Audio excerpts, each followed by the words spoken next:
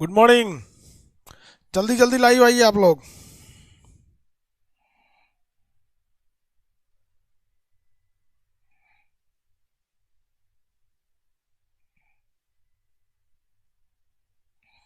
आ गए लोग।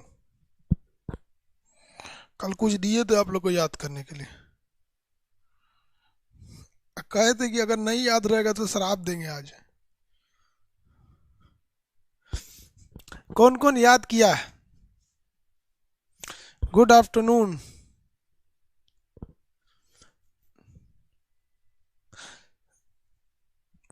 यूट्यूब वाला वीडियो देख रहे हैं? यूट्यूब पे भी डाल दिए यार।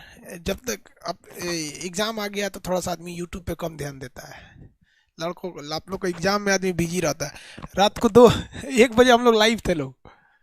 ठीक है, आज भी रहना है ना। लिखे हैं कि नहीं लिखे हैं? You can ask. Okay, you में आस्क होता है। देखिए, कैन जो होता है ना, कैन इंग्लिश में आप पढ़े होंगे। कैन का यूज वहां किया जाता है जब आप किसी को ऑर्डर दे रहे हो या अपने से छोटे से बात कर रहे हैं। मे का यूज वहां होता है जहां आप रिक्वेस्ट कर रहे हो या फिर आप अपने से बड़े से बात कर रहे हो।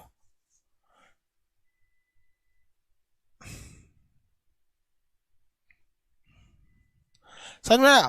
तो आप अगर ये बोलते हैं कि यू कैन आस्क, तो मतलब ये हो जाएगा कि आप हमको ऑर्डर दे रहे हैं या आप हमसे बड़े हैं। इसका मतलब ये हुआ कि हम आपके प्रेशर में हैं, हमें पूछना ही पड़ेगा। और ये यू मे आस्क का मतलब होता है कि सर आप पूछ सकते हैं। तो ये मेरी इच्छा पे डिपेंड करता है कि जैसे आप सुने होंगे ना, मे आई कमिंग सर, सर क्या मैं अंदर आ सकता हूँ। तो मतलब मे का मतलब होता है कि उसके ऊपर डिपेंड है। कभी सुने कैन आई कमिंग?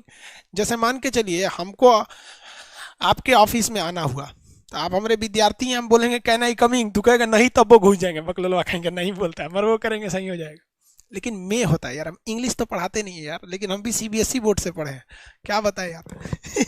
यही सब पढ़े करता है सीबीएसई में। कैन, कुड, मे, माइट, सूल, सैड, विल, डू डू। क्या करेगा आदमी सब पढ़ के? इंग्लिश भी पढ़ोगे लोग? हाँ,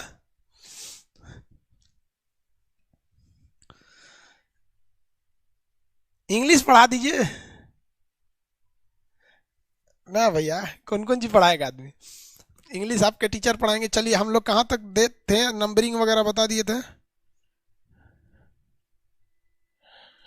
हम आपको 64 तक पढ़ा दिए थे।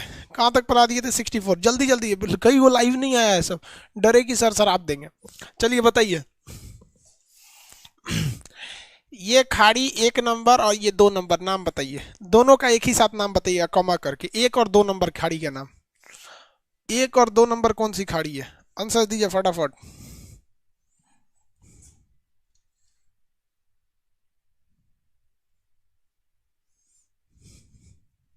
हाँ, अलास्का की खाड़ी और कैलिफोर्निया की खाड़ी। Very good. एगो लड़का लिख दिए एसी। हम समझ गए भैया, अलास्का बोल रहा है और कैलिफोर्निया कर रहा है। हम, आप बस इशारा कर दीजिएगा, हम समझ जाएंगे। आप एक कदम बढ़ाओ हमारी ओर, हम दौड़ के चले आएंगे। 3 और 4 बताइए। यहाँ 3 और 4 नंबर, 2 खाड़ियों के नाम बताएंगे। 3 और 4, 3 और 4 नंबर पे बता दीजिए। हाँ, तस्मान सागर, मेलानेसियन सागर। तस्मान सागर और मेलानेसियन सागर, वेरी गुड। 3 4, तस्मान सागर और मेलानेसियन सागर। 5 और 6 कितने लोग बता सकते हैं? 5 और 6, 5 और 6 कितने लोग बता सकते हैं? 5 और 6।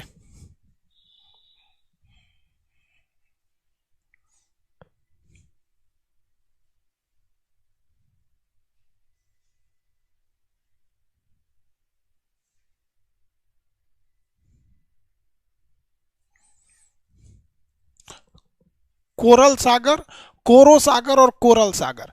कोरो सागर और कोरल सागर। कोरो सागर और कोरल सागर। 7 और 8 बता दीजिए। 7 और 8 बता दीजिए। 7 और 8। 7 और 8। 7 8।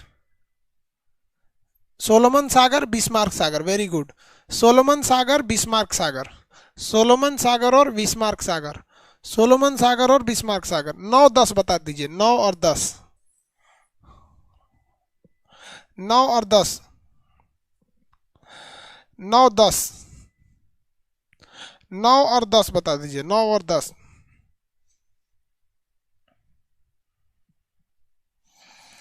9-10। Very good. आराफुरा सागर, बांडा सागर। आराफुरा सागर और बांडा सागर। आराफुरा सागर और बांडा सागर। आराफुरा सागर और बांडा सागर। ठीक है, 9-10 क्या है?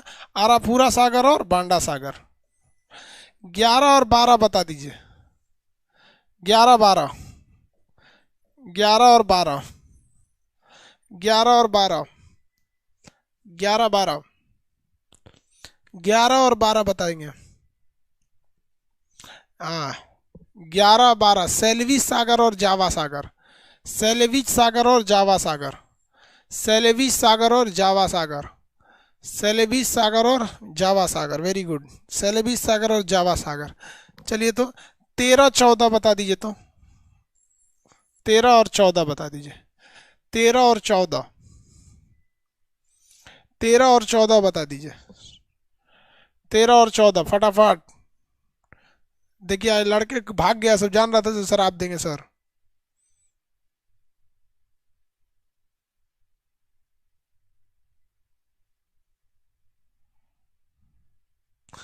थाईलैंड सागर, दक्षिणी चीन सागर। थाईलैंड सागर और दक्षिणी चीन सागर।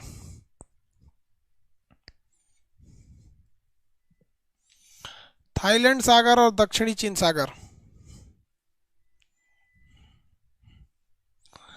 थाईलैंड सागर और दक्षिणी चीन सागर।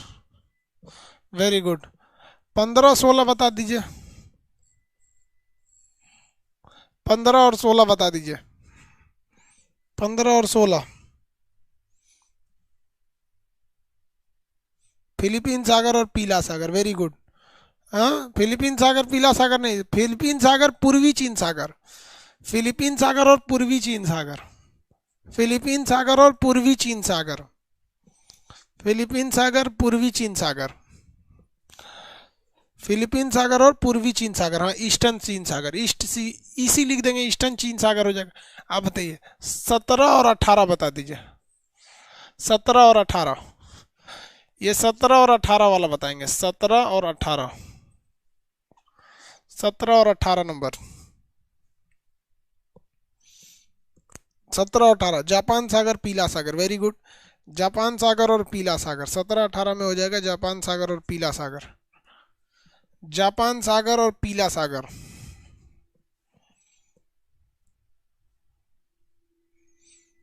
जापान सागर और पीला सागर। चलिए, 19 और 20 बता दीजिए। तो 19-20। 19 और 20। 19-20। जापान 19-20 बताइए। 19-20।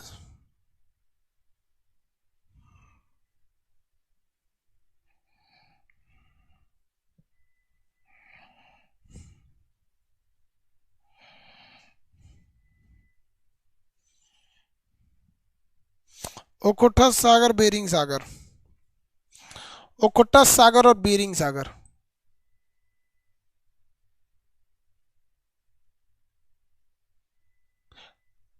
अमित कुमार गुप्ता, आपके शराब के कारण 5 गो मैप भर दिए। अब भर देना भाई।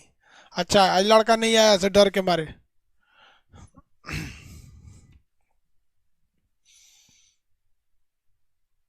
ओखोटस सागर और बेरिंग सागर। हो गया ना? इधर में 21 और 22। 21-22 बताइए। 21-22। 21 और 22।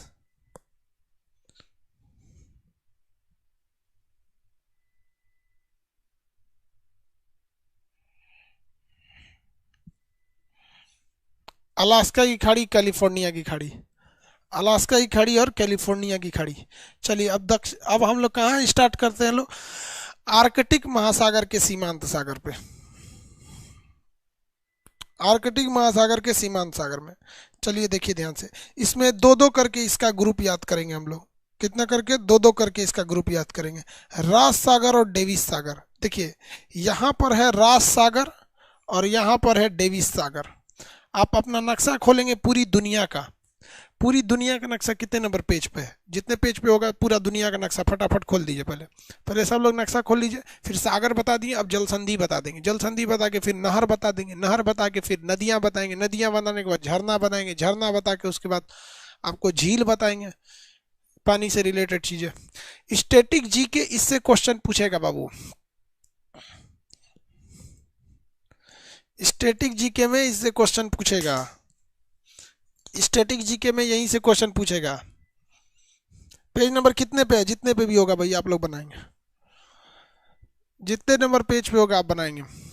पेज नंबर खोलिए।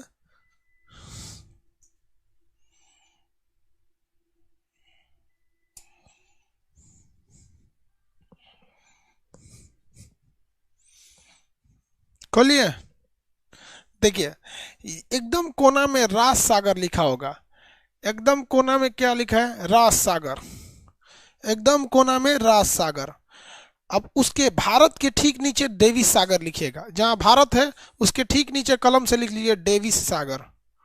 कौन सा सागर? डेविस सागर। डेविस सागर।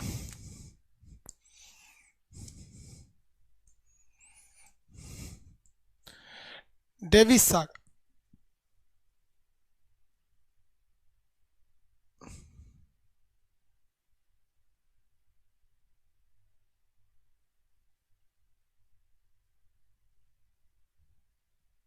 लिख लिए?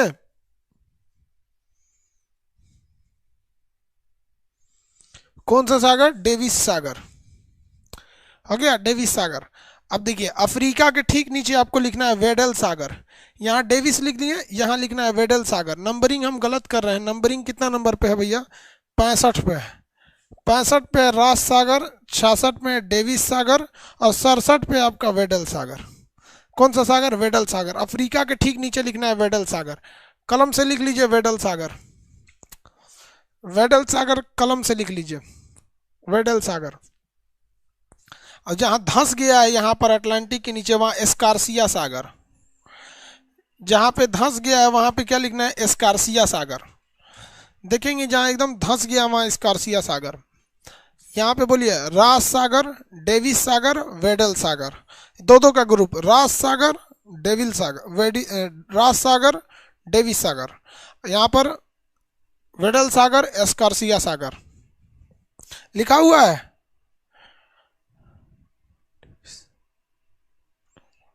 लिखा हुआ है, बढ़िया बात है। तुम जो मेरा नक्शा आ रहा है ना उसमें सब लिखा हुआ रहेगा, आपको लिखने की जरूरत नहीं पड़ेगी। वहां पे हम सब कुछ लिखा हुआ देंगे। वो जनवरी में आएगा एटलस। ये बोलिए तो रास सागर, डेविस सागर, वेडल सागर, एस्कॉर्सिया सागर। एस्कॉर्सिया सागर कौन सा सागर? एस्कॉर्सिया सागर। अब देखिए ये अमेरिका जहां खत्म हो रहा है, दक्षिणी अमेरिका, इसके ठीक नीचे होगा ड्रैक पास। एक रास्ता है समुंदर का, ये चौड़ा रास्ता, इसे कहते हैं ड्रैक पास। ड्रैक पास कहेगा अमेरिका, दक्षिणी अमेरिका और अंटार्कटिका को अलग करेगा ड्रैक पास। कौन अलग करेगा? ड्रैक पास। देखिए कौन सा है? ड्रैक पास लिखा होगा आपको, ड्रैक पासेज। ड्रैक पासेज क्या लिखा है भैया? ड्रैक पासेज।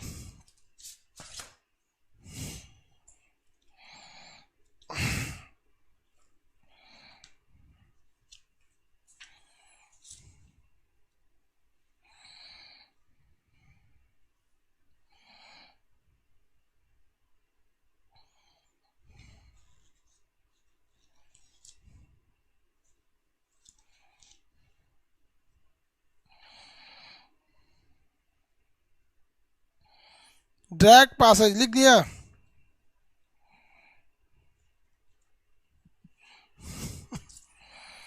नहीं लिखा? नहीं लिखा तो लिख दीजिए यार ड्रैक पास। उसके इधर देखेंगे अमंडसन सागर, इस साइड में देखेंगे तो अमंडसन सागर। देखिए यहाँ था अमंडसन की खाड़ी और यहाँ है अमंडसन सागर। यहाँ अमंडसन की खाड़ी सागर है, वहां था अमंडसन की खाड़ी, तो अमंडसन सागर, टोटल 70 सागर। कितने सागर देखे? 70 सागर। अभी मत कहिएगा 7 समुंदर पार में तेरे पीछे पीछे आ गई, तो लड़की क्या बोलेगी? 7 समुंदर पार में तेरे पीछे पीछे आ गई। लड़का कहेगा 70 समुंदर पार में तेरे पीछे पीछे आ गया। जो ये बताता है कि लड़का भी खचरा होता है। समझ में आ गया कि नहीं आ गया? 70 समुंदर, लड़की क्या बोलेगी? 7 समुंदर, लड़का बोलेगा 70 समुंदर। किसी को कोई दिक्कत? 70 समुंदर, दो दो के ग्रुप बोलिए। राज सागर, डेविस सागर, वेडल सागर, एस्कॉर्सिया सागर, ड्रैक पास, अमुंडसन सागर, ड्रैक पास, अमुंडसन सागर, ड्रैक पास के बाद अमुंडसन सागर, ड्रैक पास के बाद अमुंडसन सागर। याद रहेगा?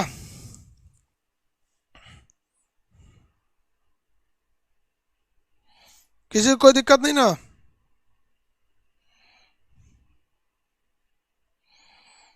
किसी को दिक्कत है तो बोलिए।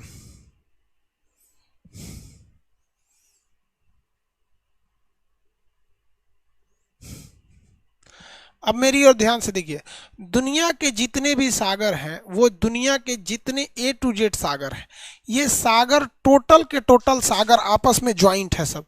ये जितने भी समुंदर हैं, ये जितने सागर हैं, सब आपस में ज्वाइंट है। अब आपको फिजिक्स पता होगा कि पानी यानी लिक्विड का एक प्रॉपर्टी होता है कि अगर आप इसे आपस में ज्वाइंट कर दीजिएगा, जैसे इनको अगर आप ज्वाइंट कर देते हैं, तो ज्वाइंट करने के कारण, ज्वाइंट करने के बाद ये इनका लेवल हमेशा बराबर हो जाता है। दो पानी को अगर आप आपस में ज्वाइंट कर देते हैं, तो उनका लेवल हमेशा क्या हो जाएगा? बराबर हो जाएगा। एक तालाब को अगर आप दूसरे तालाब से ज्वाइंट कर देंगे पाइप के रास्ते, तो दोनों का लेवल क्या हो जाएगा? बराबर हो जाएगा। तो दुनिया के जितने भी सागर हैं, क्या उनका लेवल बराबर है या नहीं है, ये बताइए।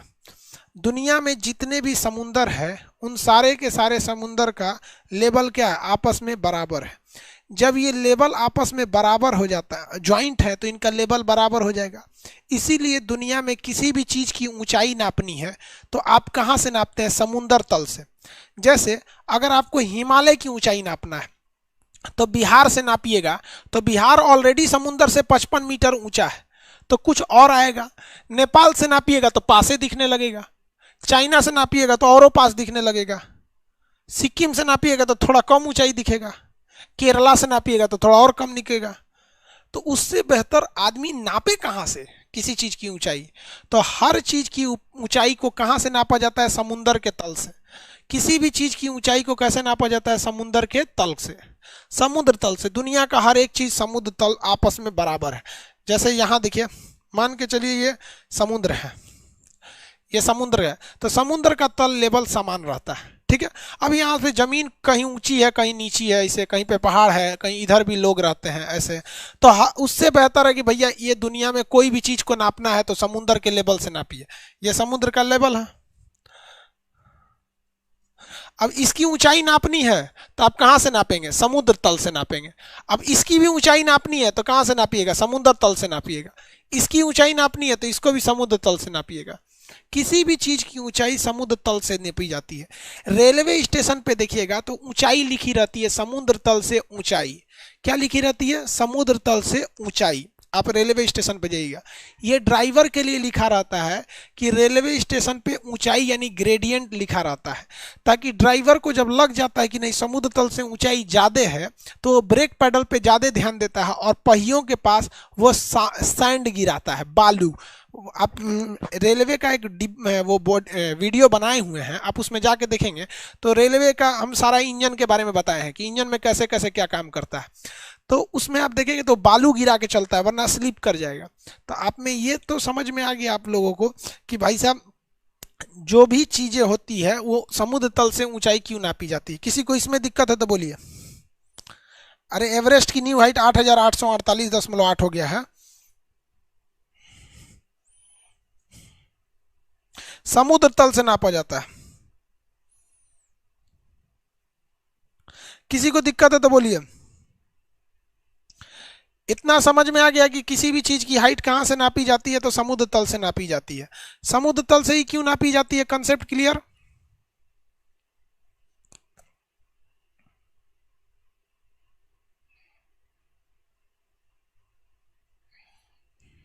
Concept clear?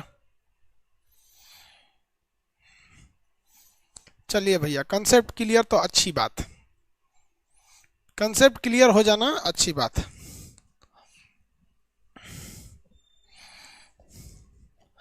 हम आपसे अगर पूछते हैं कि अगर कोई सागर है जो आपस में जुड़ा नहीं है तो क्या आप उसे सागर कहिएगा?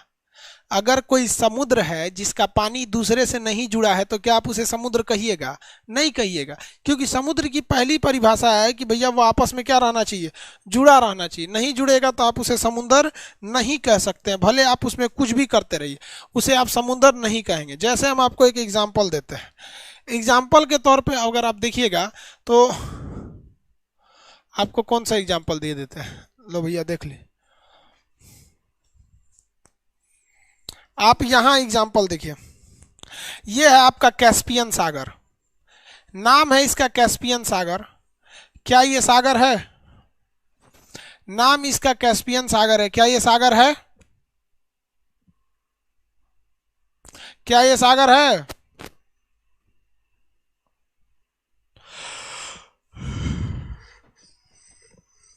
सागर नहीं है, ये काला सागर है। क्या काला सागर सागर है?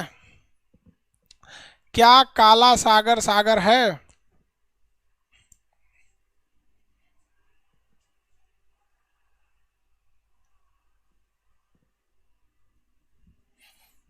अरे है रे भैया, है, क्योंकि ये मरमरा सागर से जुड़ा है, और मरमरा सागर इजियन सागर से जुड़ा है, इजियन सागर एड्रियाटिक सागर से जुड़ा है, एड्रियाटिक सागर भूमध्य सागर से जुड़ा है, भूमध्य सागर अटलांटिक से जुड़ा है, अटलांटिक बिस्किक खाड़ी से जुड़ा है, ये इंग्लिश चैनल से जुड़ा है, ये आयरिश सागर से जुड़ा है, ये उत्तर सागर से जुड़ा है, ये इससे जुड़ा हुआ, ये सब जुड़े हैं सब आपस में।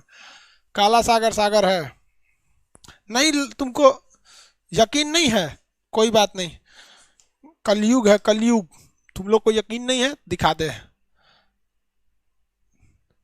कलयुगी मानव लोग सबको दिखाते हैं।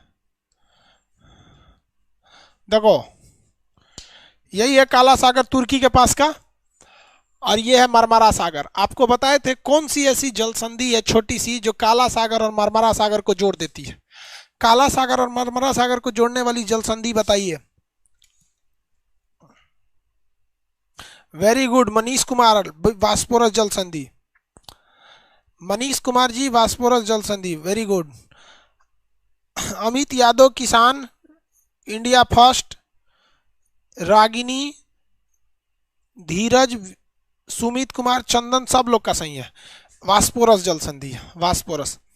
आप में से कितने लोग बता सकते हैं कि तुर्की एवं इजराइल एवं जॉर्डन की सीमा पर स्थित मृत सागर क्या सागर है? क्या मृत सागर सागर है?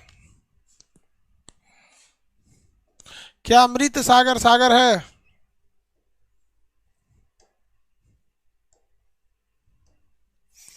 क्या मृत सागर सागर है?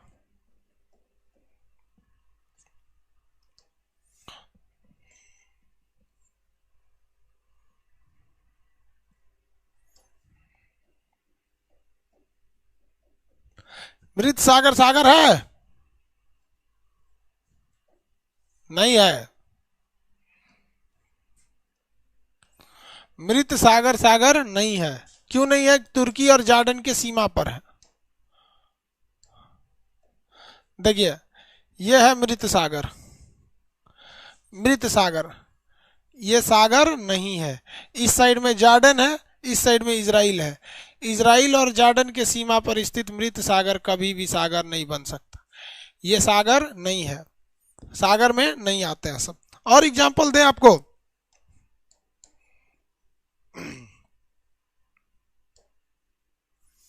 और एग्जांपल दे देते हैं। देखिए, क्या अराल सागर सागर है? अराल सागर सागर है? क्या अराल सागर सागर है? नहीं है, अराल सागर सागर नहीं है। तो देखिए, 3 सागर के नाम याद रखेंगे, अराल सागर, मृत सागर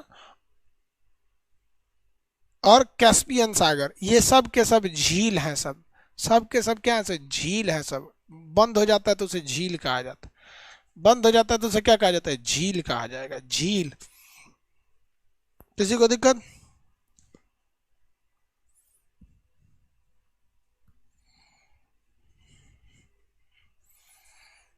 झील है।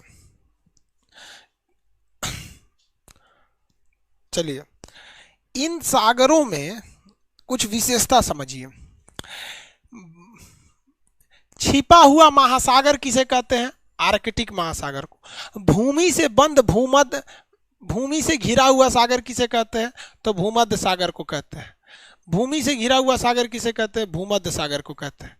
आप बताइए तो, लाल सागर का लाल रंग किसके कारण है?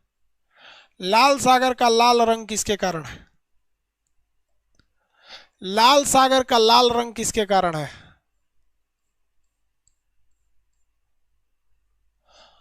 लाल सागर का लाल रंग किसके कारण है?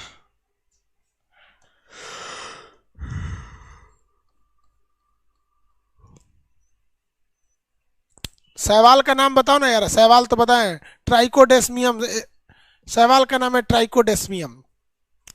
ट्राइकोडेस्मियम शैवाल के कारण लाल सागर का रंग लाल है। ठीक है। भूमि से घिरा हुआ सागर किसे कहते हैं? भूमध्य सागर। आप कैस्पियन सागर को मत मार दीजिएगा, भूमि से घिरा हुआ सागर, ये सॉरी कैस्पियन, भूमध्य सागर, कैस्पियन सागर आंसर नहीं होगा। भूमि से घिरा हुआ सागर भूमध्य सागर है। इसको लिखते चलिएगा, आपका सागर का जो लिस्ट है वहां लिख दीजिएगा। सारगैसो सागर में क्या है? तट विहीन, तट विहीन, इसके पास तट नहीं है, तट विहीन है। सारगैसो में क्या लिखेंगे? तट विहीन है, इसमें कोई भी तट नहीं है, तट विहीन सागर है, तट विहीन सागर है। और भूमध्य सागर में क्या लिखेंगे? भूमि से घिरा हुआ सागर। लाल सागर में शैवाल के कारण ट्राइकोडेस्मियम, ट्राइकोडेस्मियम,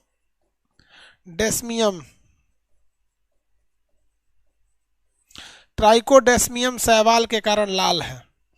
ट्राइकोडेस्मियम शैवाल के कारण ये लाल रंग का होता है। सबसे बड़ा सागर कौन सा है? दक्षिणी चीन सागर।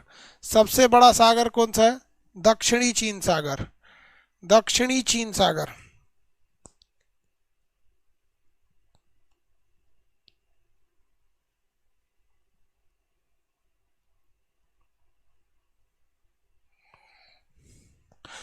कह रहे हैं कि सर झील है तो खारा क्यों नहीं होता है? खारा होता है भाई, खारा होता है ये। इसके पानी क्या हो जाते हैं? खारा हो जाता है। चलिए, अब हम आपको कुछ चक्रवातों के बारे में बताते हैं। चक्रवात, आप देखिए अगला टॉपिक है चक्रवात। आप उसे भर लीजिएगा नक्शा में, मटेरियल में आपको क्या कर लेना है? भर लेना है।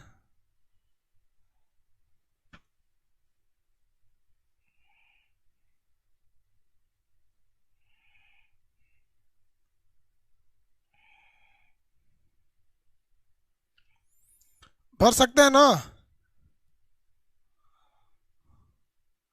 चक्रवात पढ़ाएंगे, उसके बाद से जल संधि पढ़ाएंगे। जल संधि खत्म हो जाएगा तो फिर आपको जल संधि के बाद जलधारा पढ़ाएंगे, नहर पढ़ाएंगे। चक्रवात स्टार्ट करें? साइक्लोन, साइक्लोन स्टार्ट करें। हाँ यस बोलता है, यस। देखिए साइक्लोन, साइक्लोन को कहते हैं चक्रवात। चक्रवात देखिए ये ससुरा आता कैसे है।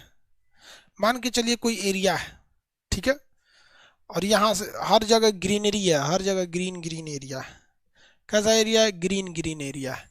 ये एरिया है, कोई मान लीजिए देश है, देश का नाम है चौकोर देश।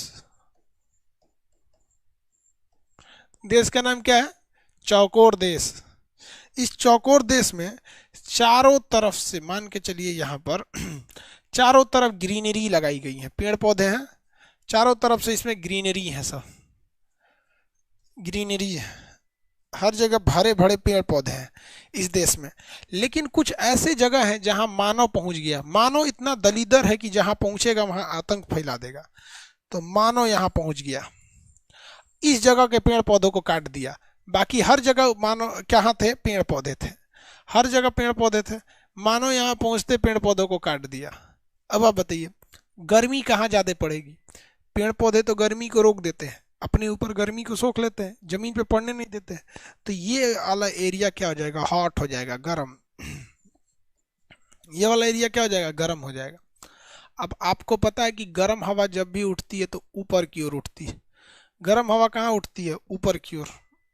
पता है कि नहीं पता है? गर्म हवा जब भी उठती है तो ऊपर की ओर उठती है। तो बताइए यहाँ की हवाएं क्या हो जाएंगी, ऊपर की ओर उठने लगेंगी। तो यहाँ की ऐसा थोड़ी है कि सारी हवाएं उड़ जाएंगी। अरे जितनी हवा थी, मान लीजिए 100 kg हवा था तो 60 kg उड़ के चल जाएगा। तो यहाँ हवाओं की कमी होगी कि अधिकता, तो यहाँ हवाओं की क्या हो जाएगी, कमी हो जाएगी। तो जब यहाँ हवाओं की कमी होगी तो यहाँ हवाओं का दबाव कम होगा। जैसे किसी छत पे अगर 100 आदमी खड़े हैं तो दबाव ज़्यादा है, 20 आदमी खड़े हैं तो दबाव कम है। तो यहाँ हवाएं गर्म होकर ऊपर की ओर उठ जाती हैं, जिस वजह से यहाँ हवाएं बहुत कम बचती हैं और दबाव बहुत कम हो जाता है, जिसे हम लोग लो प्रेशर या निम्न दाब कहते हैं। जिसे हम लोग क्या कहते हैं, निम्न दाब, लो प्रेशर के नाम से जानते हैं। क्या कहेंगे, लो प्रेशर। यही लो प्रेशर निमंत्रण है, दावत है अगल बगल की हवाओं का कि तुम आ जाओ। तो इस लो प्रेशर के कारण अगल बगल की हवाएं क्या हो जाती हैं, आ जाती हैं। अगल बगल की हवाओं का आ जाना ही क्या कहलाता है, चक्रवात कहलाता है। और सब एक साथ आके बवंडर की तरह नाचने लगती हैं सब यहाँ पर। इसी को क्या कहते हैं, चक्रवात कहते हैं। तो क्वेश्चन पूछेगा, चक्रवात में हवाएं बाहर से अंदर आती हैं या अंदर से बाहर जाती हैं, बताइए। चक्रवात में हवाएं बाहर से अंदर आती हैं या अंदर से बाहर जाती हैं। चक्रवात में क्या होता है, हवाएं बाहर से अंदर आती हैं, बाहर से अंदर आएगी, बाहर से अंदर आती हैं। चक्रवात बड़ी खतरनाक होता है।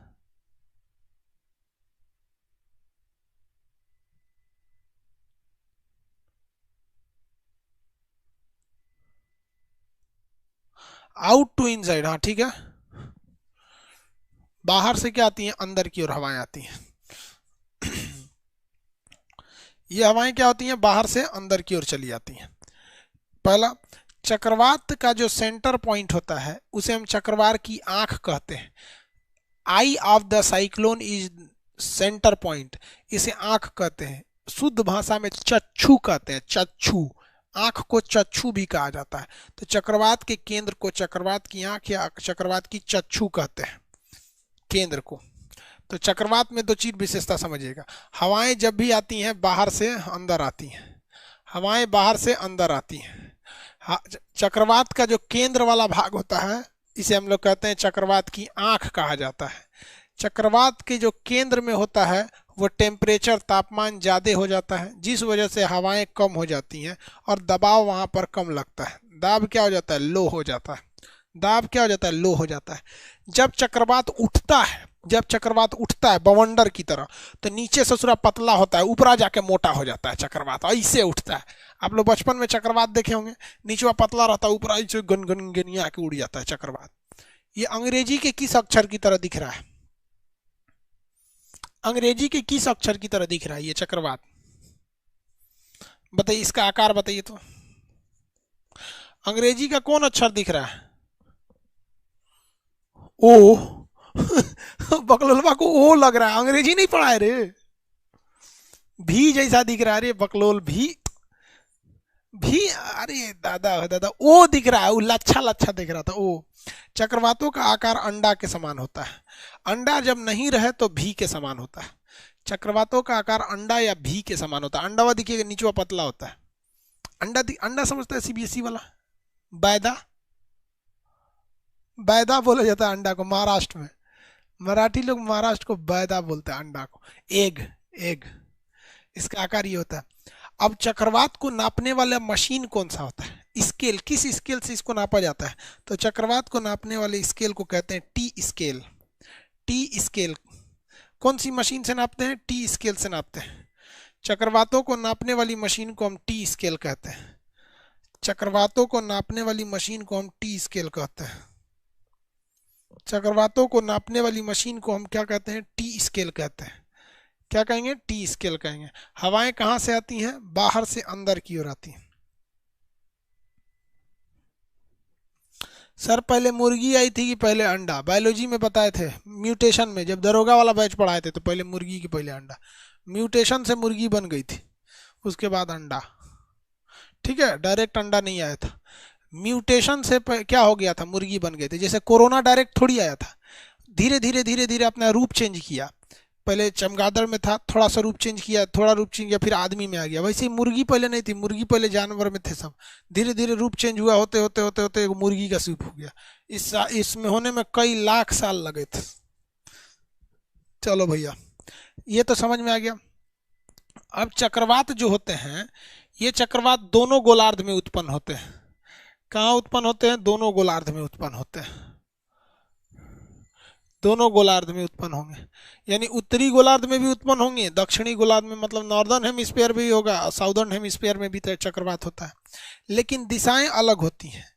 उत्तरी गोलार्ध में इनकी जो दिशा होती है एंटी क्लॉकवाइज, एंटी क्लॉक, उत्तरी गोलार्ध में इनकी दिशा एंटी क्लॉकवाइज होती है, और यहां दिशा इसकी क्लॉकवाइज होती है। इनकी दिशा कैसी होती है? क्लॉकवाइज होती है। अब ऐसा क्यों होता है? तो इसके पीछे आपको रीजन ये है, ये हम आपको ज्योग्राफी के थ्योरी वाले पार्ट में समझाएंगे। फेरल के नियम ने क्या कहा था कि उत्तरी गोलार्ध में हवाएं जो होती हैं वो अपनी दाहिनी ओर मुड़ जाती हैं। उत्तरी गोलार्ध में किधर मुड़ जाती है? दाहिनी ओर मुड़ जाती है। तो अब आप बताइए, अगर यहां से हवाएं अंदर की ओर आ रही हैं तो इसका दाहिना किधर? ये दाहिनी ओर मुड़ जाती है अपने गोलार्ध में।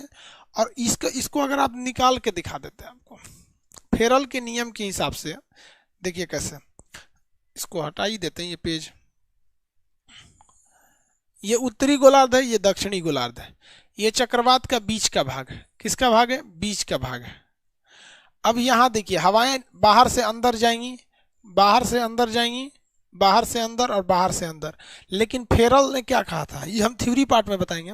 फेरल ने कहा था कि उत्तरी गोलार्ध में हवाएं अपनी दाहिनी ओर घूमती हैं और दक्षिणी गोलार्ध में वो बाईं ओर घूमती हैं।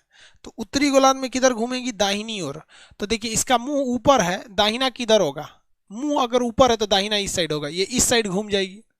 इसका मुंह इधर है, दाहिना किधर होगा? सीधे नहीं जाएगी, हल्का घूम जाएगी, तो थोड़ा सा इस साइड घूमेगी। इसका मुंह नीचे है, दाहिना किधर होगा? उस साइड, हल्का उधर घूम जाएगी। इसका मुंह इधर है, दाहिना किधर होगा? इस साइड घूम जाएगी। तो देखिए, घड़ी के उल्टा दिशा में चलेगी। तो चक्रवातों की दिशा उत्तरी गोलार्ध में एंटी क्लॉकवाइज होती है। कैसे होती है? Anti clockwise. भूत बोलते हैं लोग गांव में इसको। हाँ हाँ, चक्रवात पतली लड़की को खींच के लेके चला जाता है। पतली लड़की सब चक्रवात में नहीं रहेगी, सब खींच के लेके चला जाएगा। कोई ठीक नहीं है, कौन औरों खींच के लेके चल जाएगा, कहेगा चक्रवात में उधी आ गई। दक्षिणी गोलार्ध में देखिए सेम कंडीशन, दक्षिणी गोलार्ध में भी हवाएं बाहर से अंदर की ओर आती हैं। हवाएं कहाँ आती हैं? बाहर से अंदर की ओर आती हैं दक्षिणी गोलार्ध में। अब दक्षिणी गोलार्ध में हवाएं जब बाहर से अंदर की ओर आती है तो फेरल ने कहा था कि उत्तरी गोलार्ध में हवाएं अपनी दाहिनी ओर मुड़ती हैं और दक्षिणी गोलार्ध में बाईं ओर मुड़ती हैं। तो भाई हम तो इसको सीधे लेके चले आए हैं, इसको मोड़ना है कि नहीं मोड़ना है? मोड़ेंगे, जैसे उसको मोड़े थे वैसे इसको मोड़ते हैं। तो ये दक्षिणी गोलार्ध में लेफ्ट साइड में मुड़ती है, तो इसका मुंह ऊपर है, लेफ्ट किधर होगा? इस साइड में होगा। ऐसे लेफ्ट मुड़ जाएगी, सीधे जइबे नहीं करेगी, लेफ्ट मुड़ जाएगी। ये जब फेरल का नियम पढ़ाएंगे तब बताएंगे आपको। अब यहाँ देखिए, इसका मुंह इधर है, दक्षिणी गोलार्ध नीचे ऐसे है ना, ऐसे मुंह, तो लेफ्ट ऐसे होगा। इसका धोधड़ मुंह हुआ नीचे ऐसे ऐसे, तो लेफ्ट ऐसे होगा। ये ऐसे जा रहा है तो इसका लेफ्ट ऐसे होगा। देखो घड़ी ऐसे ही जाती है ना, घड़ी ऐसे जाती है। तो दक्षिणी गोलार्ध में क्लॉकवाइज और उत्तरी गोलार्ध में एंटी क्लॉकवाइज। किसके नियम के हिसाब से? फेरल के नियम के हिसाब से। फेरल ने बताया था। जब जब ये फेरल का नियम आपको थ्योरी में पढ़ाएंगे ना ज्योग्राफी में, तब क्लियर समझ में आएगा फेरल का नियम क्या था। तो फेरल के नियम के हिसाब से ये उत्तरी गोलार्ध में क्लॉक और एंटी क्लॉकवाइज हो जाती। किसी को दिक्कत? बताइए, उत्तरी गोलार्ध में कैसी होगी? एंटी क्लॉक, एंटी क्लॉक, और दक्षिणी गोलार्ध में क्लॉक, क्लॉकवाइज, घड़ी के हिसाब से। अब हम आपसे पूछते हैं, ध्यान से दीजिएगा, कर्क रेखा और मकर रेखा के बीच के क्षेत्र को उष्ण कटिबंध यानी टेम्परेट जोन कहते हैं। टोराइड जोन, टेम्परेट नहीं, टोराइड जोन। तो ये कर्क और मकर रेखा के बीच में ये होता है, इसे हम क्या कहते हैं? उष्ण कटिबंध। कर्क और मकर रेखा के बीच के क्षेत्र को क्या कहते हैं? उष्ण कटिबंध कहते हैं। क्या कहेंगे? उष्ण कटिबंध। और इसके नीचे वाले क्षेत्र को हम कहते हैं शीत कटिबंध, यानी शीतोष्ण कटिबंध। तो ये नीचे वाला हो गया शीतोष्ण, बीच वाला हो गया उष्ण कटिबंध, यानी टोरिड जोन हो गया उष्ण कटिबंध। और ये कौन हो गया? शीतोष्ण कटिबंध। और उसके नीचे हो जाता है शीत कटिबंध, शीतोष्ण कटिबंध। ठीक है, शीतोष्ण कटिबंध। अब आपसे हम एक सवाल पूछते हैं, ये चक्रवात आया क्यों था? क्योंकि सूरज की रोशनी पड़ने से ये एरिया गर्म हो गया था। अगर गर्म नहीं हुआ रहता तो यहाँ की हवाएं ऊपर नहीं जाती, तो यहाँ हवाओं की कमी नहीं होती। यानी चक्रवात आने में सबसे महत्वपूर्ण भूमिका, जो मेन इंपॉर्टेंट, जो मेन फैक्टर होता है, वो होता है आपका सूरज का चमकना। सूरज का क्या हो जाता है? चमकना। अब अगर सूरज चमकेगा ही नहीं या कम चमकेगा तो चक्रवात नहीं आएंगे। आप बताइए, ज्यादा चक्रवात कहाँ आएंगे? टॉरिड जोन में आएंगे या टेम्परेट जोन में आएंगे? मतलब उष्ण कटिबंध में आएंगे या शीतोष्ण कटिबंध में आएंगे? दोनों में से कहां ज्यादा चक्रवात आएंगे? बताइए भाई।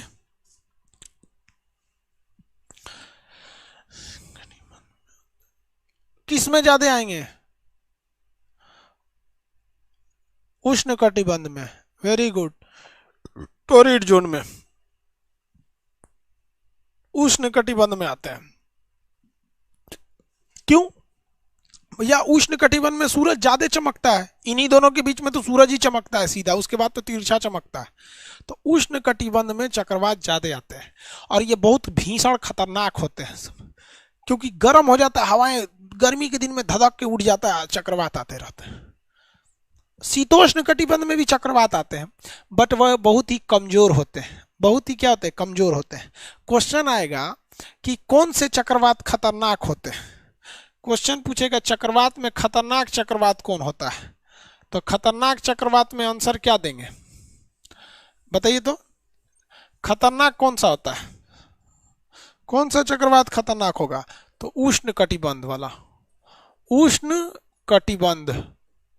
ये वाला चक्रवात जो होता है ज्यादा पावरफुल होता है शीतोष्ण चक्रवात से, शीतोष्ण चक्रवात से। ठीक है, देखते हैं आप लोग भूगोल को पढ़ पाते हैं या नहीं। कितने लोगों का माइंड तेज है, शार्प है, समझ के हिसाब से चलते हैं या नहीं चलते, अभी पता चल जाएगा। ये ऊपर वाला कटिबंध है फ्रिजिड जोन, जम जाता है, शीत कटिबंध। फ्रिजिड जोन या शीत कटिबंध, फ्रिजिड जोन या शीत कटिबंध। इन तीनों में से वो कौन सा ऐसा कटिबंध है जहां चक्रवात नहीं के बराबर आता है या आता ही नहीं है? इन तीनों में से वह कौन सा कटिबंध है जहां चक्रवात या तो आता ही नहीं है या तो नहीं के बराबर आता है?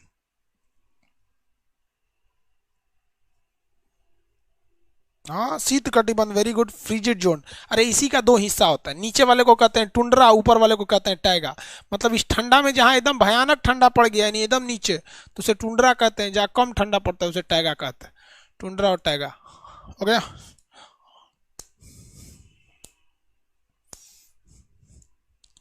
Tundra and taiga.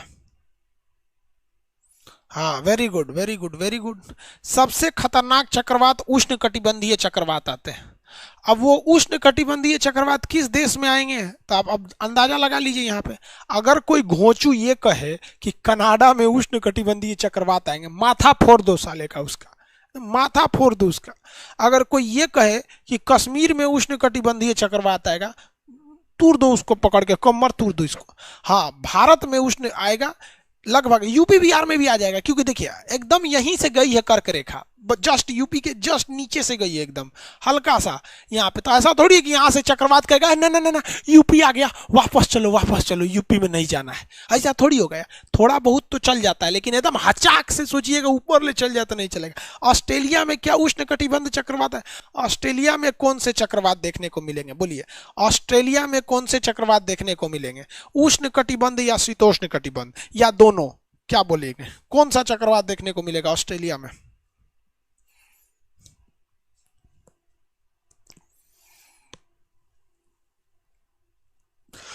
बोथ दोनों चक्रवात देखने को मिलते हैं। न्यूजीलैंड में, न्यूजीलैंड में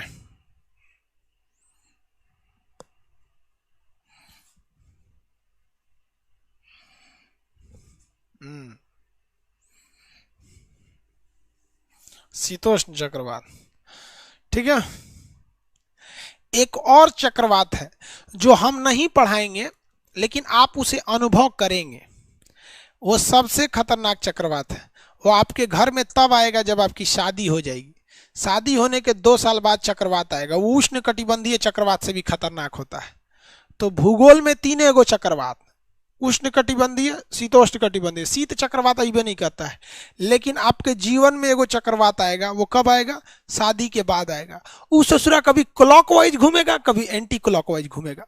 वो दोनों अलग अलग टाइप के चक्रवात होंगे और उसका पावर जो होगा उष्ण से भी खतरनाक होगा। समझ में आ रहा है कि नहीं आ रहा है? आप में से जो लोग शादीशुदा होंगे वो लोग देख चुके होंगे लोग ऐसे खतरनाक चक्रवातों को। समझ में आ गया? अभी एप्लीकेशन का टेस्टिंग चल रहा था तो मेरे एक मित्र आए थे, आए नहीं थे, उनको घर से भगा दी थी, भागो यहाँ से। सोचा फिर जाएगा उसको मनाएगा। समझ में? हमसे पूछ रहा है कि मनाने के लिए क्या ले ले। हम कह सोच रहे को लाठी उठी ले ले, तो कह रहा है कि उल्टे हमरे मारी हूँ। तो ऐसे ही चक्रवात की भी अनुभव आपको जल्दी होगी। भगवान करे जल्दी जल्दी नौकरी हो और आप लोग को ऐसे चक्रवात की अनुभूति हो। कब तक हम आपको किताबी नॉलेज देंगे यार, कुछ प्रैक्टिकली नॉलेज भी मिले आप लोग को चक्रवातों का। चलिए आगे चलते हैं।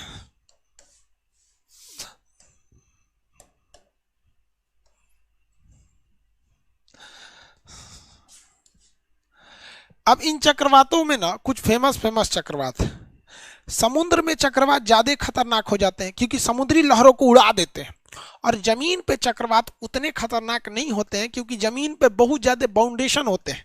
एक घर से टकराएगा थोड़ा स्पीड कम हो जाएगा, पेड़ से टकराएगा स्पीड कम हो जाएगा, शहर में गली कुची होते हैं सब, स्पीड कम हो जाती है। लेकिन समुद्र में इन चक्रवातों को रोकने वाला कोई नहीं होता है। वो छुट्टा सांड की तरह दौड़ते हैं, समुद्री लहरों को ये भयानक उठा के ले आते हैं लहरें, और नाव अगर मिल गई तो रास्ते में डगमगा देते हैं सब ये चक्रवात। तो ये चक्रवात बहुत खतरनाक होते हैं। इसका नाम आप सुने होंगे, नरगिस, एला, सापा, कटरीना, विक्टर, ये सब अलग अलग चक्रवात थे। पहले के जमाने में चक्रवातों का नामकरण अमेरिकी नौसेना के अधिकारी करते थे। अमेरिकी नौसेना के अधिकारी अपनी पत्नियों के नाम पर चक्रवात का नाम रख देते थे। जैसे किसी की पत्नी का नाम है कटरीना, तो उसने चक्रवात का नाम रख दिया कटरीना। बांग्लादेश में एगो नौसेना का अधिकारी था, उसकी पत्नी का नाम था नीलम, उसने नाम रख दिया नीलम। यानी जब वो चक्रवात दहाड़ते हुए समुद्री लहरें आती थीं तो नौसेना के अधिकारियों को अपनी पत्नी की याद आती थी। रे बाप, विक्टोरिया, अरे कटरीना, नीलम, एला, सापा, तो ऐसे ऐसे नाम आता था। सोचिए, नौसेना का अधिकारी दहल गया, चक्रवात से नहीं दहला है। मतलब नाव डूबते समय भी सोचिए उसको किसकी याद आ रही है। समझ रहे हैं कि नहीं समझ रहे हैं? तो पहले चक्रवातों का नामकरण किस आधार पर किया जाता था? चक्रवातों का नामकरण पहले होता था पत्नियों के नाम पर। किसके नाम पर? पत्नी के नाम पर। बाद में लड़की घुसिया गई सब कि हम इतना खचरा थोड़ी हैं, मतलब आप लोग, हम लोग खचरा हैं लेकिन ज्यादा खचरी नहीं है हम लोग, तो थोड़ा कम बेइज्जती कीजिए। तब कह दिया कि नहीं रही, पत्नी के नाम पे नहीं रखा जाएगा। समझ में आ गया? तो बाद में ये नाम चेंज हुआ। अब हम उस नाम को आपको पढ़ाते हैं। लड़की लोग को कोई दिक्कत है? समझ में आ रहा है कि नहीं? लड़की लोग में कोई दिक्कत नहीं, लड़की बुरा नहीं मानिएगा, क्योंकि हम लड़कियों का कितना बढ़िया से पढ़ाते हैं सबको, बबनी बबनी बोल बोल के। अब भाई कुछ कुछ इतिहास में इतना भयानक भयानक कांडे हुआ है कि अब लड़की लोग को हम क्या करें? इतिहास थोड़े बदल सकते हैं हम। हा?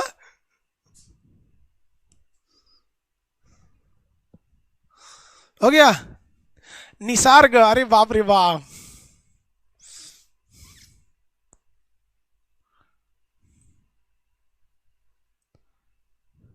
आगे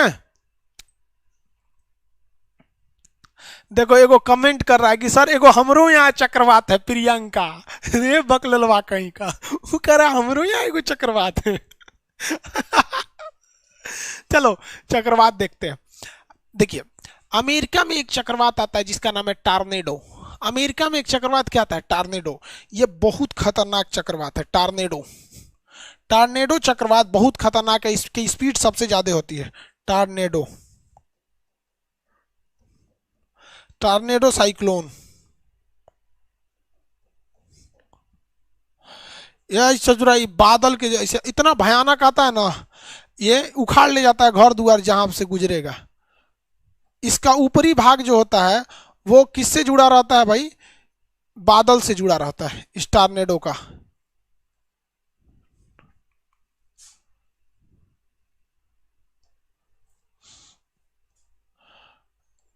टॉर्नेडो इतना खतरनाक होता है, इसका आकार कीप के समान होता है।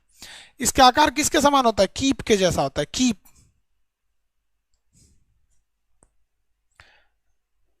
इसका आकार किसके जैसा होगा? कीप के जैसा। पूछेगा टॉर्नेडो का सबसे खतरनाक चक्रवात कौन होता है? टॉर्नेडो होता है। इसका आकार कैसा होता है? कीप के समान। कीप समझते हैं? टॉर्नेडो चक्रवात देखिए अमेरिका में आता है टॉर्नेडो चक्रवात। ये भी किसी की पत्नी का नाम होगा टॉर्नेडो। देखो भाई साहब कैसे आता है टॉर्नेडो, देख रहे हैं? कीप के जैसा है यहाँ पर, कीप के समान होता है। कीप नहीं समझते हैं? कीप, आया बकलोलवा, कीप नहीं समझता है सभी से। ऐसे कीप होता है, कान में तेल डाला जाता है। कानून में कुछ फंस जाता है ना, तो कानून में तेल डालने के लिए कीप का प्रयोग किया जाता है। तो टार्नेडो चक्रवात जो होते हैं सब, टार्नेडो चक्रवात का आकार कैसा होता है? कीप के समान हो जाता है। तो कीप के समान दिखता है टार्नेडो चक्रवात। अगर भाई दी यहाँ किसी का घर है, हाई कीपुआ के रास्ते में पड़ेगा ना तो उखाड़ ले जाएगा इसको। क्या कर लेगा? उखाड़ ले जाता है इसको। तो यहाँ के लोग जो होते हैं बहुत होशियार होते हैं।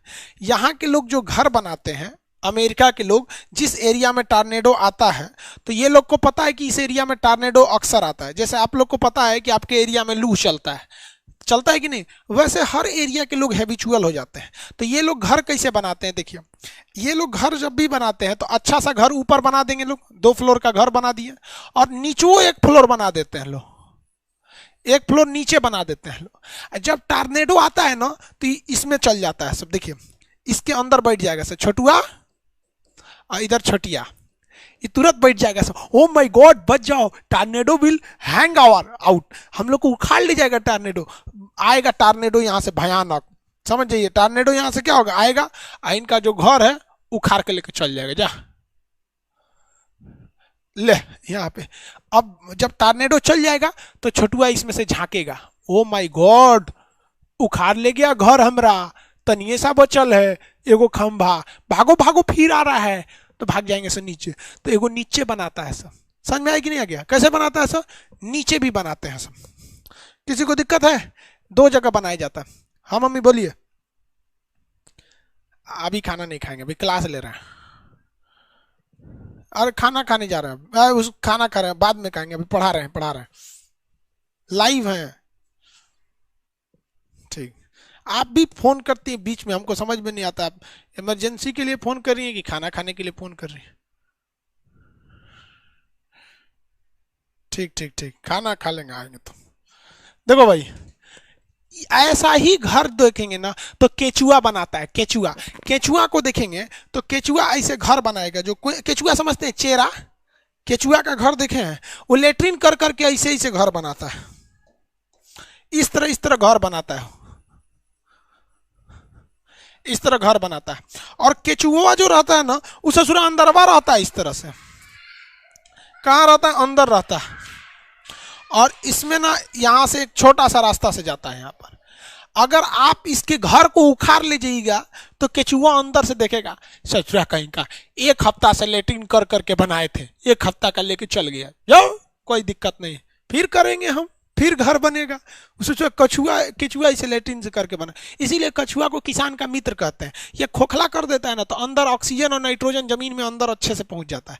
तो केचुआ के सिद्धांत को देखकर अमेरिका जैसे विकसित देश लोग टार्नेडो से बचने के लिए अपने घर का निर्माण करते हैं। ये बताता है कि प्रकृति हमें अपने आप को जीवन जीने के लिए किस तरह से ढाल देता है, हम लोग अपने आप को ढाल लेते हैं। टार्नेडो समझ में आ गया? आगे बढ़े।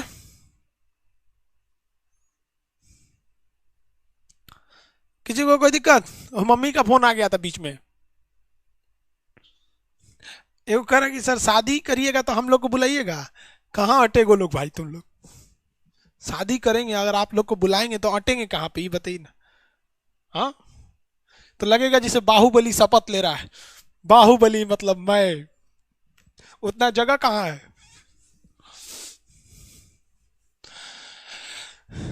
टॉर्नेडो समझ में आ गया। दूसरा आता है हरिकेन। दूसरा एक चीज और समझिएगा टॉर्नेडो में, टॉर्नेडो की एक और कैटेगरी होती है कि अगर ये टॉर्नेडो समुद्र पर आएगा, अगर ये टॉर्नेडो समुद्र में आएगा तो कोनो नाव को उलाट देगा। देखिए इस समुद्र में आया, तो जब कभी भी टॉर्नेडो समुद्र में आता है तो इसे हम लोग वाटर पिलर या जल स्तंभ कहते हैं। जल स्तंभ, क्या कहेंगे, जल स्तंभ कहते हैं। तो टॉर्नेडो जब कभी समुद्र के ऊपर से गुजरता है, और मान के चलिए यहाँ पे और कोई जहाज है इस तरह से, ये कोई जहाज है, तो मारेगा, फेंका जाएंगे, जहाजिया को फेंक देगा यहाँ से। किसी को कोई दिक्कत नहीं है, आगे बढ़े।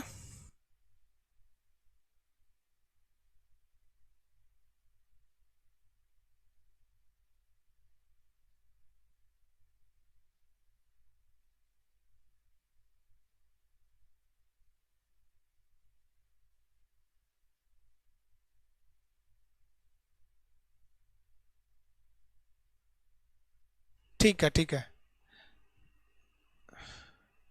एगो तो इसे बैंक वाला फोन करके कहता है कि आपको ये चाहिए, लोन चाहिए, है चाहिए, नहीं।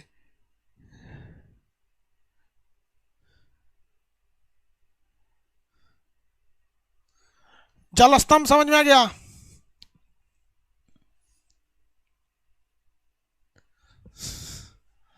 वो कह रहा है सर पटना के गांधी मैदान में शादी कर लीजिएगा, अट जाएंगे लोग। नहीं अटेगा उसमें भी, खाली एप्लीकेशन वहाँ पे 4,10,000 लड़का है सब। हरिकेन आता है कैरेबियन सागर में। हरिकेन कहाँ आता है, कैरेबियन सागर में। टॉर्नेडो कहाँ आता है, टॉर्नेडो कहाँ आएगा, उसमें आएगा। चलो समझ में आ गया। अरे बाबू टाइम क्रॉस कर गया, उस वाले बैच में घुस चुका है, ज्योग्राफी वाले बैच में टाइम घुस चुका है। कल क्लास करेंगे। ले अब ज्योग्राफी का क्लास डिस्टर्ब हो जाएगा। अब हम क्या करें, हम यहाँ पे इस वाला टाइम उसमें घुस गया, अब वो एप्लीकेशन वाला लेवे नहीं करेगा। अब पढ़ाते में समझे में नहीं आया कि किस में चला गया, टाइम में चल गया इस। अब ज्योग्राफी वाले का क्या करें, एप्लीकेशन में लेगा ही नहीं। एक बैच का शेड्यूल रहता है, इसका इस पे चढ़ जाएंगे तो भी इसको हटाना पड़ जाएगा। अब क्या करेंगे इसको, ज्योग्राफी वाले को देखते हैं कुछ। ज्योग्राफी वाले को चलिए अब मिलेंगे, ज्योग्राफी वाले को थोड़ा शेड्यूल चेंज करेंगे। अब कल मिलेंगे, कल ज्योग्राफी करा देते हैं, ज्योग्राफी करा देंगे, आप टेंशन नहीं लीजिए।